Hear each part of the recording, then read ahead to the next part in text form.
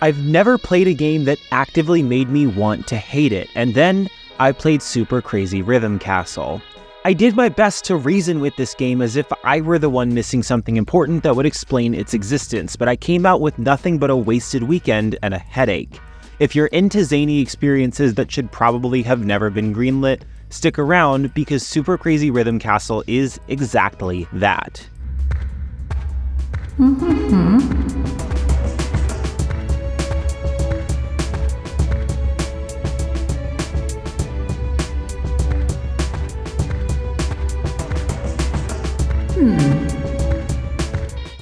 Super Crazy Rhythm Castle has a story, I think. The opening plops near the front gates of a castle where, outside, you learn that the owner defeated all the other owners who came before. Now, for some reason, you're on a quest to defeat him at a rhythm music game and take his crown.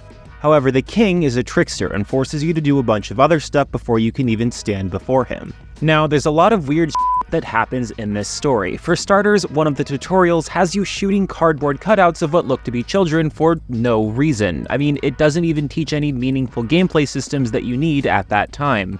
Further, you're trapped in a funhouse where this king guy will try to trick you, oftentimes causing you to lose minigames due to trial and error systems. Then, for some reason, you need to resurrect a demon or fight an eggplant. I also want to mention that there are some strange item descriptions that refer to putting glasses on your groin. The entire narrative experience feels like multiple people wrote different scenes and they just placed them all together. Nothing makes sense and nothing is sacred.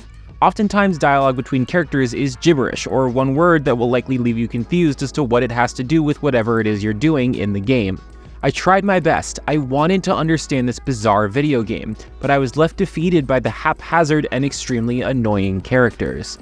The gameplay only makes the experience worse, but there are some interesting puzzle mechanics that some might find enjoyment out of. The foundation of each puzzle is a rhythm game tied to the worst royalty-free music I've ever heard. Again, I got the idea that not even the developers were taking this seriously, as the lyrics of the first song say, "Woogle with your ziggle, when you wiggle with the ziggle you giggle." I won't dare include the music from this game in the video review, as I'm sure they will copyright these tracks, but let me just tell you the music only gets worse and encompasses a variety of genres for added cringe. What weighs on the experience even more is how long these puzzle music segments are and how you're never really sure how to play them, so you'll most definitely fail your first couple of tries.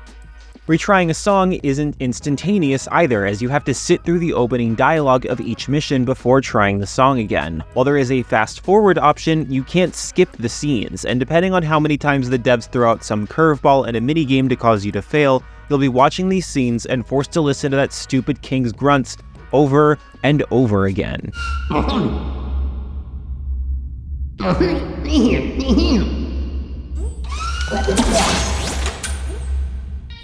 It turns into a test.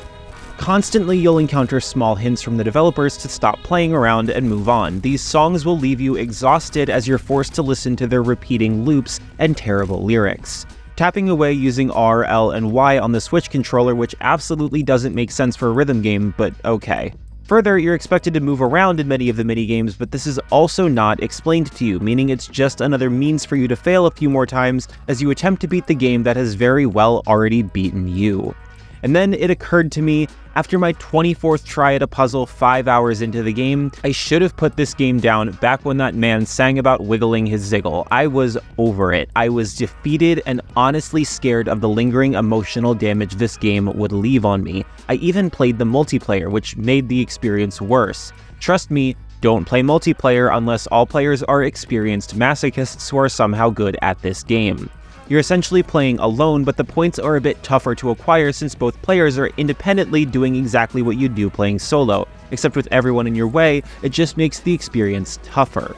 On top of that, as I said, one screw-up could mean restarting the puzzle, which means watching the damn story scenes another time, and it all just comes around full circle.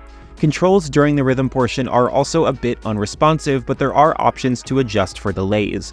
Running around is also a little wonky due to the strange camera position that makes it tough to navigate the 3D environments. As you navigate your way through the hub town, you'll have progress checks that require you to collect stars from the stages for clearing them. I actually did laugh when I delivered the stars and this strange creature started singing some rock ballad for absolutely no reason.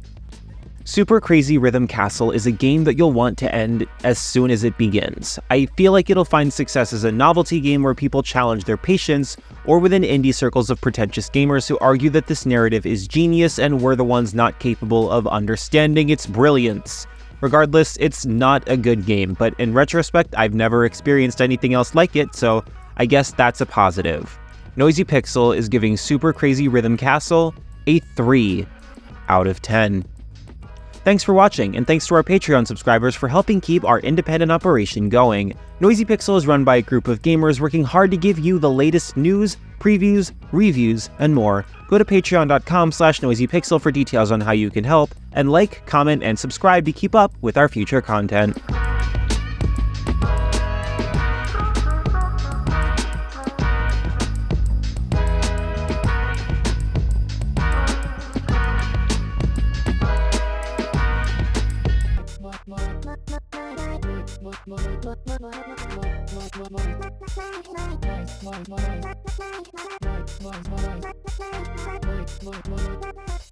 Noisy Pixel.